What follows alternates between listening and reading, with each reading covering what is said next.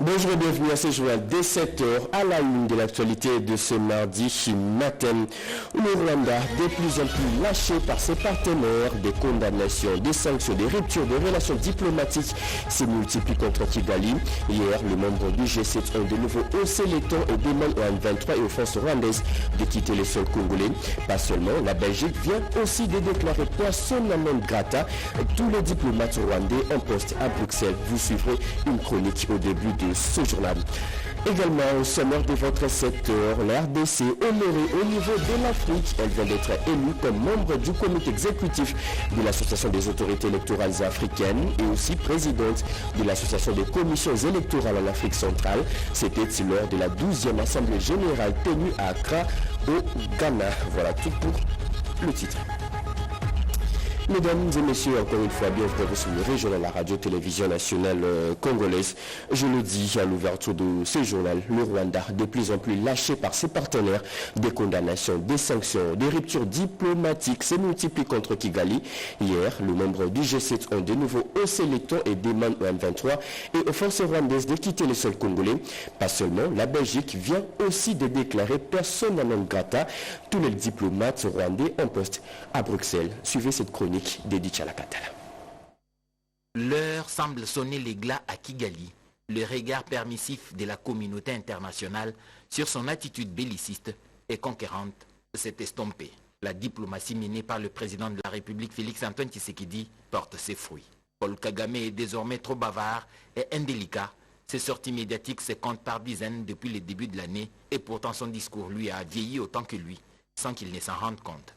Les membres du G7 réunis au Canada ont dénoncé sans embâche l'offensive des RDF M23, mettant l'accent sur la violation flagrante de l'intégrité territoriale et de la souveraineté de la RDC. Ils ont exigé, comme la résolution 2773, le retrait immédiat et sans condition des zones occupées par le M23. Et ils n'ont pas du tout oublié de condamner des graves violations des droits humains et du droit international humanitaire. Les prétendus libérateurs ont troublé la ville paisible de Bukavu. Les lumières publiques y installées permettaient aux vendeurs d'étaler leurs produits jusqu'au-delà de 22 heures à Nyawera. La botte, place du 24, coopéra sans être exhaustif. Aujourd'hui, dès 18 heures, chacun s'éterre chez lui, de peur d'attraper une balle assassine.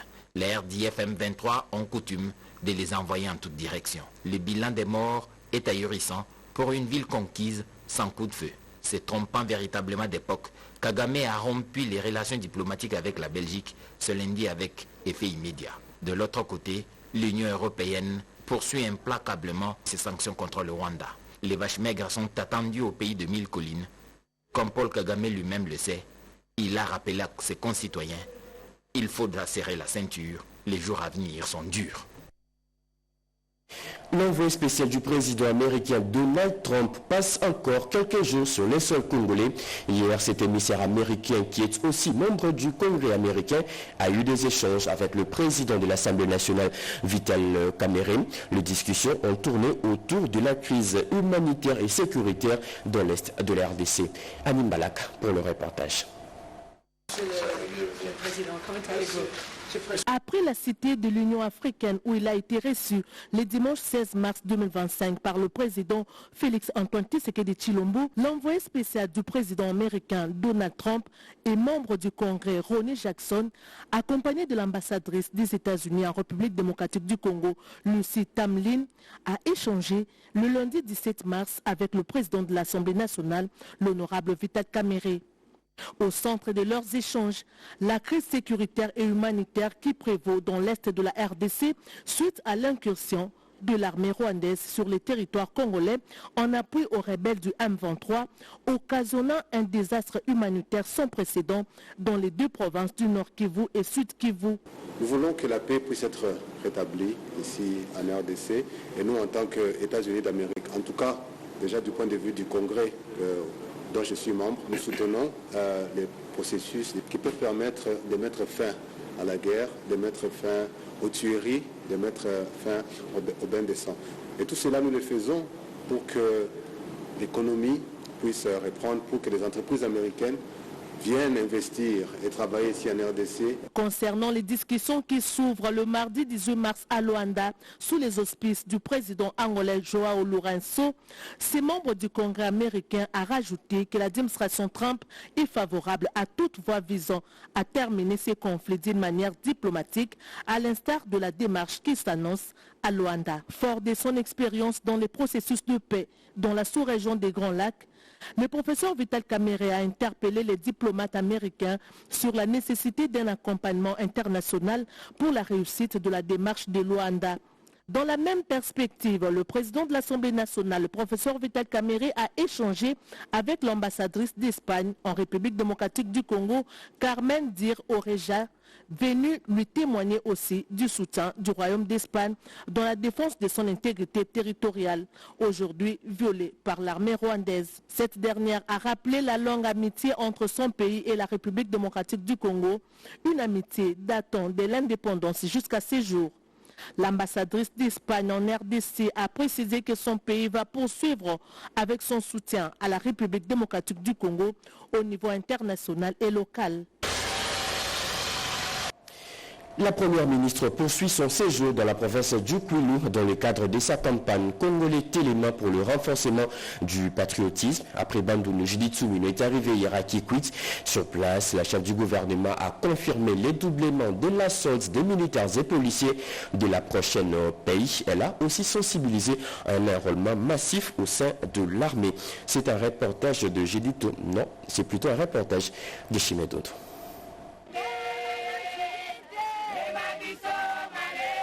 La chef du gouvernement congolais, Judith Soumino Tuluka, mène le Front populaire dans les Grands Bandundu dans le cadre de la campagne Congolais Téléma pour le renforcement du patriotisme. C'est aux alentours de 11 h qu'elle a foulé le sol de la ville de Kikwit, c'est lundi, où une foule en liesse l'a accueilli à l'aéroport Zinda en provenance de Bandundu-ville. La première ministre Judith Soumino Tuluka a reçu les honneurs militaires en présence du maire de la ville, Abengiama, des députés et des autorités locales. À son arrivée, Judith Soumino Tuluka s'est dirigée vers la tribune populaire du camp Singa pour s'adresser à la population. Elle a insisté sur la nécessité de défendre la patrie par tout le Congolais. La chef du gouvernement a ensuite expliqué le sens de la campagne Congolais Téléma qui appelle à l'unité et à la mobilisation générale pour faire face à l'agression et a appelé les jeunes à intégrer les forces armées volontairement pour défendre la patrie.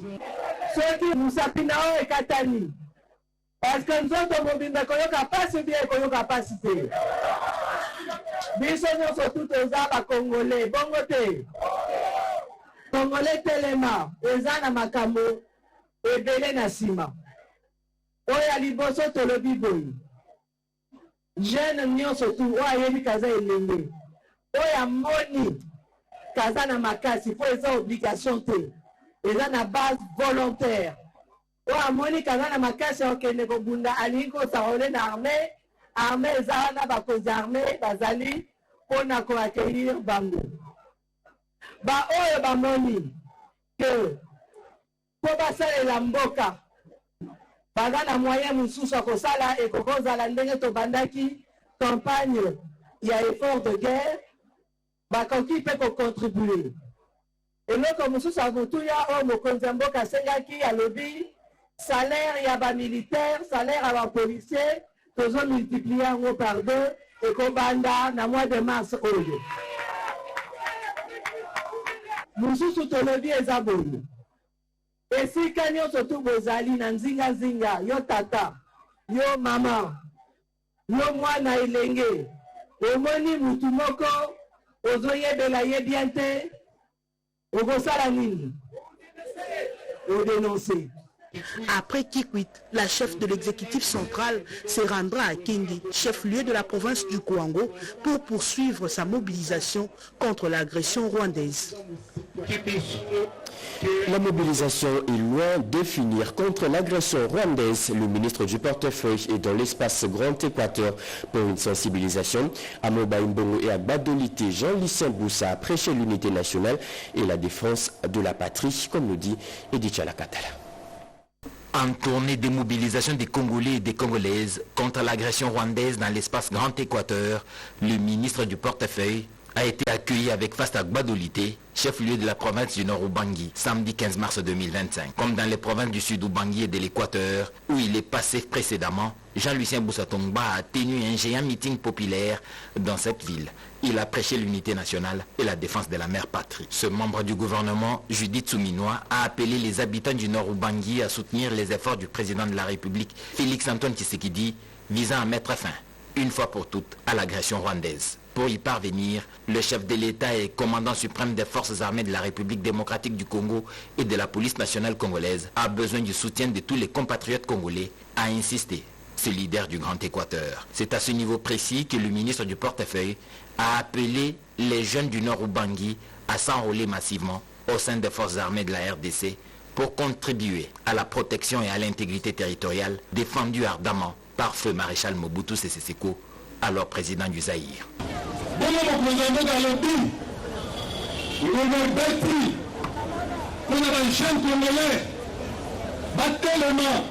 Le chef a dit que l'heure a sonné pour que les jeunes Congolais s'engagent à défendre la patrie en danger.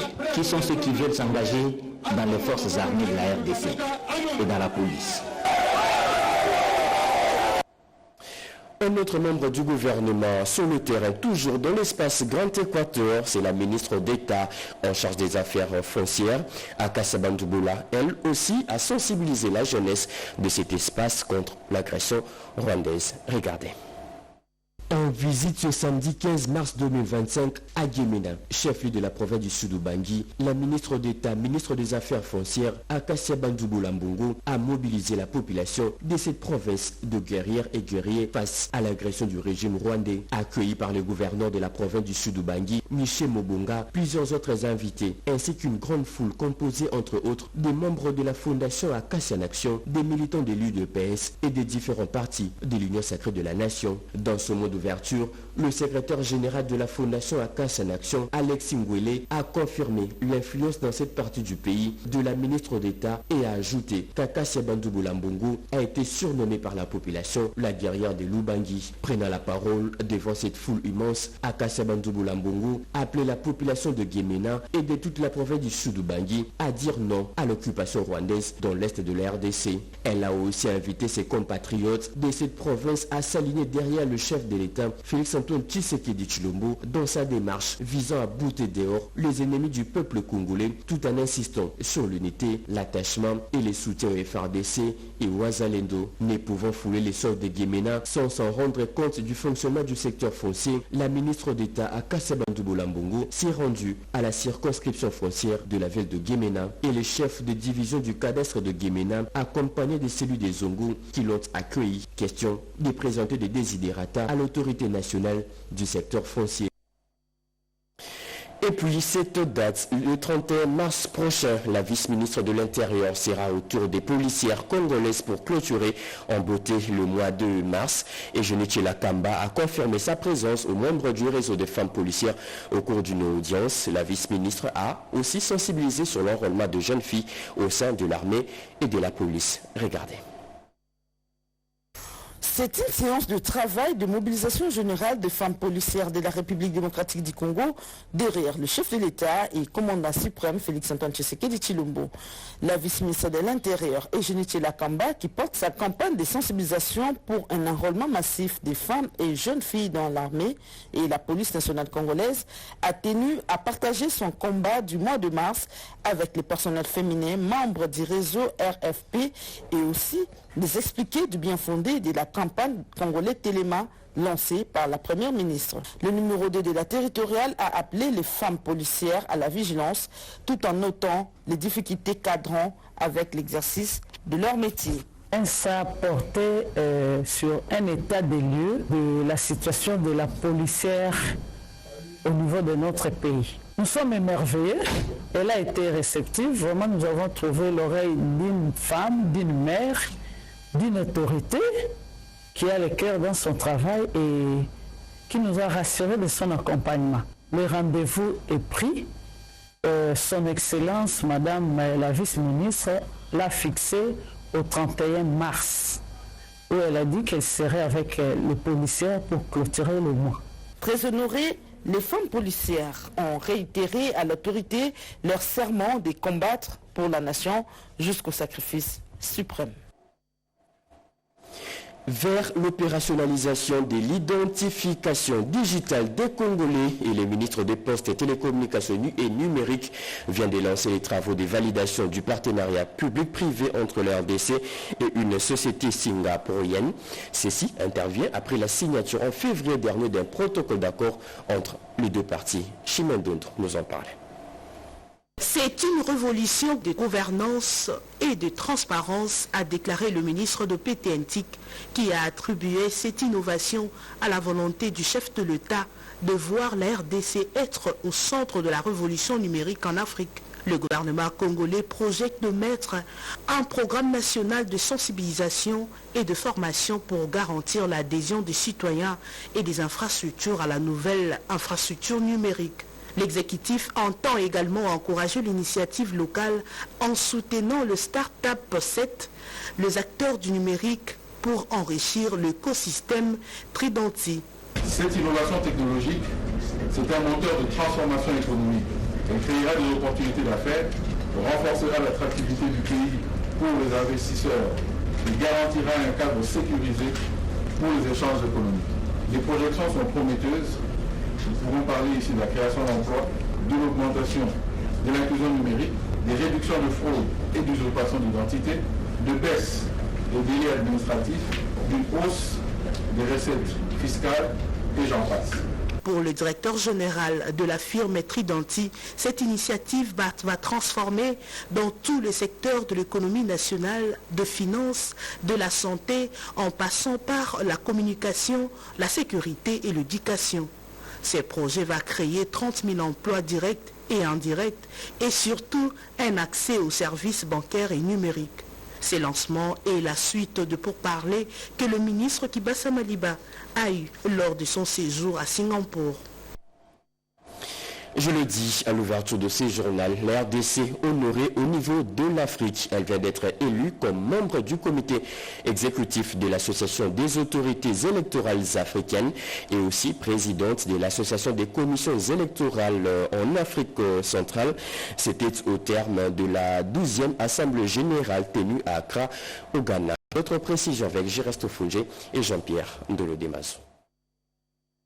En marge de cette réunion, le président Denis Kadima Kazadi a été désigné à l'unanimité par ses pairs de l'Afrique centrale comme président intérimaire chargé de mettre en place une association des commissions électorales d'Afrique centrale. Cette double distinction vient récompenser les progrès réalisés par la RDC en matière électorale, notamment dans la maîtrise des opérations techniques, la gestion des ressources humaines électorales, l'adoption du vote électronique, encore peu répandu en Afrique. L'élection de la RDC à ces deux instances majeures de la gouvernance électorale africaine témoigne de la confiance accordée au pays et à la CENI pour son engagement en faveur de processus électoraux modernes et transparents. Au sein de ce comité exécutif, la RDC jouera un rôle déterminant dans l'amélioration des processus électoraux sur le continent en contribuant aux réformes électorales et aux échanges d'expériences entre commissions électorales africaines. L'expérience de la RDC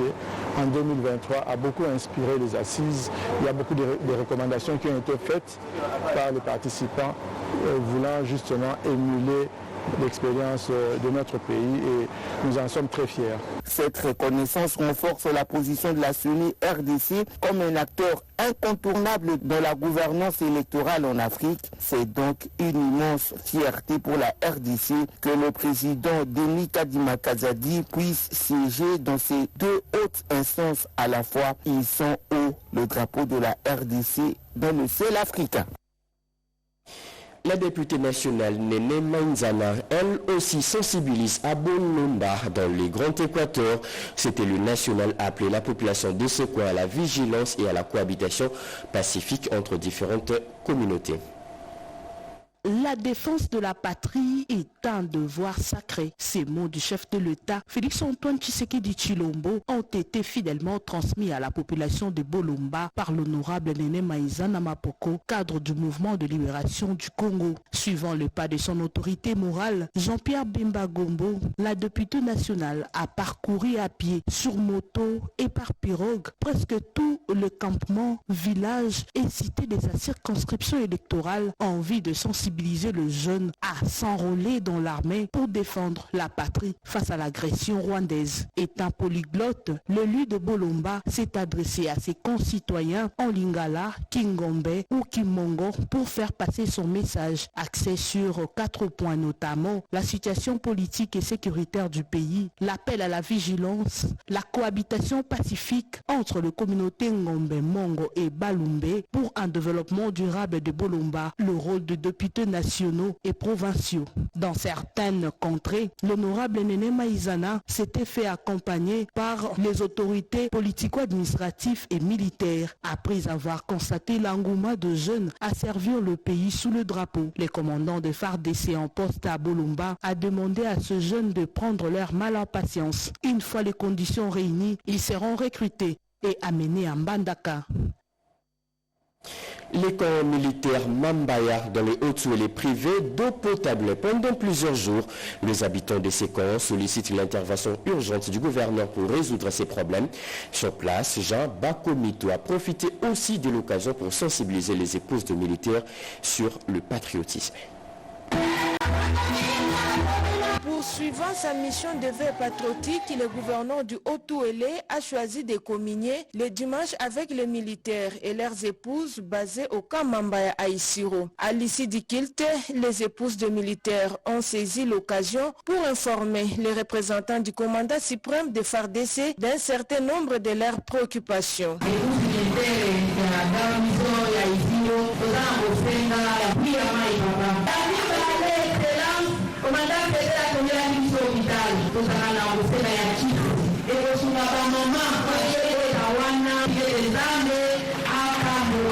Pour sa part, avant de promettre de voir le gouvernement provincial leur réserver des solutions idoines aux problèmes soulevés, Jean Bakomito Gambou les a conscientisés sur leur rôle cardinal dans l'encadrement de leurs époux en ces moments de crise sécuritaire au pays afin de garantir la victoire sur l'ennemi. En ce moment où le pays est agressé, c'est normal que nous puissions ensemble passer ce moment pour prier pour notre pays et pour le commandant suprême, le président Félix Tshisekedi, prier pour les Ouazalais, FARDC, mais aussi prier pour les mamans et les enfants qui sont à l'Est pris en otage par les Rwandais et ses sympathiques.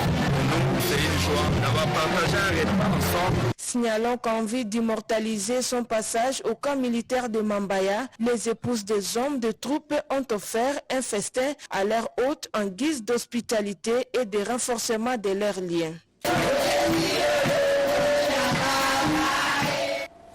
L'évêché du diocèse de Bouta de la province du Bas-Ouélé a un nouveau bâtiment. Cette nouvelle bâtisse a été inaugurée par le gouverneur Mike David Mokeni. C'était bien après la bénédiction solennelle de ces bâtiments. Le nouveau bâtiment moderne de l'évêché du diocèse de Bouta dans le Bas-Ouélé a été inauguré par le gouverneur de province Mike David Mokeni lors d'une cérémonie organisée ce samedi à Bouta, chef-lieu de la province. L'œuvre pour laquelle cette cérémonie de bénédiction est organisée constitue l'initiative méritoire de Monseigneur Jean-Bertin Nandonier, à l'époque évêque administrateur apostolique de Bouta et évêque du diocèse de Lolo. Il a eu l'estime, courage d'entamer ce projet de construction du premier évêché, a déclaré Monseigneur Martin Banga, évêque du diocèse de Bouta. Un tel projet a reçu la participation de grands nombres d'organisations et de chacun de vous ici présent d'une manière ou d'une autre. Chacun a pu mettre ses différents moyens en jeu afin qu'ils soient atteints cet objectif. La cérémonie de ce soir est une opportunité Pour m'adresser ma plus sincère reconnaissance et remerciement à tous les donateurs dans l'ombre, petits et gros. Je vous adresse mon immense et sincère merci pour vos bienveillantes contributions. Finalement, aujourd'hui, votre rêve est devenu une réalité. La cérémonie riche en colère a bénéficié de la présence du gouverneur Maître David Mokeni, témoigne de sa collaboration étroite avec les autorités ecclésiastiques de sa juridiction. La province du Kasaï oriental a vibré des colères le week-end dernier. La population toute, avec banderole rouge à la tête, était dans la rue pour une marche des colères contre la balkanisation de la RDC, au tribalisme et aussi au soutien au FRDC. À la manœuvre, la fondation Nicole Boacha, point des chutes, le gouvernorat de la province où un mémorandum a été déposé. La fondation Nicole Boacha FONIB Kasaï Oriental a organisé samedi 15 mars 2025 une marche pour dire non à la balkanisation de la RDC, non au tribalisme, oui à l'unité nationale et soutien au FARDC pour un Congo fort, uni et indivisible. Cette marche est partie de son siège provincial en passant par différentes artères principales de la ville de Mbujimaï. Hommes, femmes, jeunes et vieux, banderoles rouges à la tête, les drapelés frappés aux couleurs nationales à main sous le rythme de la fanfare, la population qui arborait les calicots encadrés par la police a terminé sa marche au gouvernorat de province. Devant Gaston Ilunga Mukoka, directeur de cabinet du gouverneur de province, le président provincial de la fondation Nicole Boacha Kasaï Oriental, Pascal Kalala Luanji, a lui déposé entre les mains du directeur de cabinet du gouverneur le mémo de la fondation. Avons décidé de nous lever et de dire non à la balkanisation et à l'occupation d'une partie de notre pays. Soutenons son Excellence, Monsieur le Président de la République, Félix Antoine Tshisekedi, qui, à ce jour, se bat nuit et jour pour faire revenir la paix et la tranquillité à l'Est sur toute l'étendue du territoire national. Avec force, que nous sommes derrière nos forces armées, nos patriotes Ouazalendo, dans les combats qui mènent pour sauver notre patrie. Le directeur de cabinet du gouverneur a remercié les membres de la fondation Nicole Boacha avant de les inviter à s'enrôler massivement au sein de FARDC. Il a promis qu'il va fidèlement transmettre le mémo au gouverneur de province, Jean-Paul Mbouabouakapo. Transco Bopeto, Transco Nginga, c'est la campagne de sensibilisation des changements de mentalité lancée par les comités de gestion de cette entreprise publique des transports. Les agents et cadres de cette entreprise ont effectué quelques travaux d'assainissement de leur bureau. Plus de précisions avec Pierre Mbouyu Saïdi. Habillés en chasuble et bottes, avec à la main pelle, bêche, râteau, brouette, brosse et autres kits de nettoyage, les agents et cadres de Transco ont effectué les travaux d'assainissement de leurs bureaux, locaux et entrepôts situés au dépôt 2 sur la 18e rue Limité.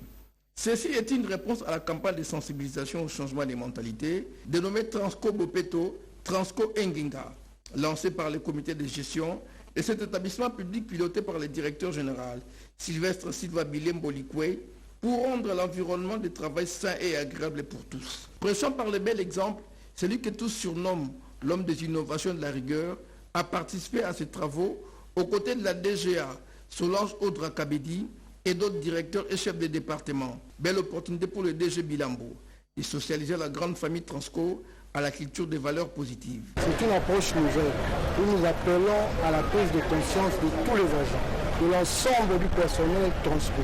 Dans son poste de travail, ça demande une prise de conscience.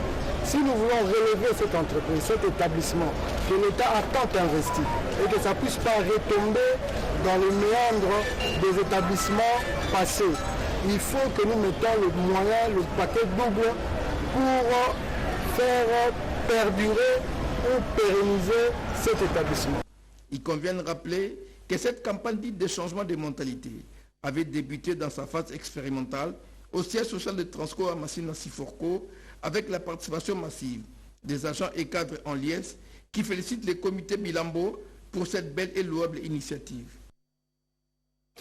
Et pour finir, la présidente du Cercle des entrepreneurs en action a célébré le 8 mars avec sa base dans la commune de Bandalungwa. Et à l'occasion, elle a procédé à la remise des fournitures scolaires PAN, vivre et non-vivre. C'est un reportage de Pascal Chissot rendu par Annette Kolonga. Elle n'a jamais baissé les bras, toujours aussi généreuse. Après plusieurs mois d'absence au pays, la voilà de retour dans cette terre qu'il a vue naître, Bandalungwa. Elle, c'est Madame Yvette Angoussi-Zanga, la femme sur les traces du changement, présidente du Cercle des entrepreneurs en action, et elle a voulu de sa manière propre célébrer le mois de la femme avec sa base. Nous enfants ont eu les cahiers, nous les mamans, nous avons eu de vivre et non vivre. Voilà le pan aujourd'hui, que le Seigneur nous bénisse, parce qu'elle pense toujours à nous. Une grande réception a été offerte aux mamans notables natives de Bandalungwa qui l'ont vu naître. La femme sur les traces du changement, je cite, Madame Yvette Angoussi-Zanga, a communié et célébré le mois de la femme avec eux. La joie était au rendez-vous. La soirée a commencé par une courte prière, puis s'en est suivi le mot des circonstances de la présidente du Cercle des entrepreneurs en action, où elle n'a pas manqué l'occasion de remercier son autorité morale, Fifi Masuka Saini. Je vous remercie d'être venu, car c'est Dieu qui a permis cette rencontre. Ensemble, implorons sa miséricorde pour qu'il y ait une paix durable en République démocratique du Congo. Pour couronner le tout, cadeau d'épargne offert à plus de 250 mamans qui étaient présentes. La soirée était agrémentée par des artistes comédiens de la place, mais eux aussi natifs de Bandalungwa. C'est fini pour ce journal de 7h. Mesdames et messieurs, ce journal a été coordonné par Jacob Kabouaba, réalisé par Mamita Bangoulou, Jonathan Moubalama. La partie technique a été assurée par Roger Diawa Al-Sodi, Junior Koufounzouka. Le tout sous la direction de Joseph Oscar Malkaïch. Merci de nous avoir suivis. Prochain rendez-vous de l'actualité, c'est à 13h30 avec Louisette Ntsakala. Mais entre-temps, nous vous laissons en compagnie de Yves Siki et Bénédicte Mabunda pour les comptes de l'émission Le Panier. Au revoir.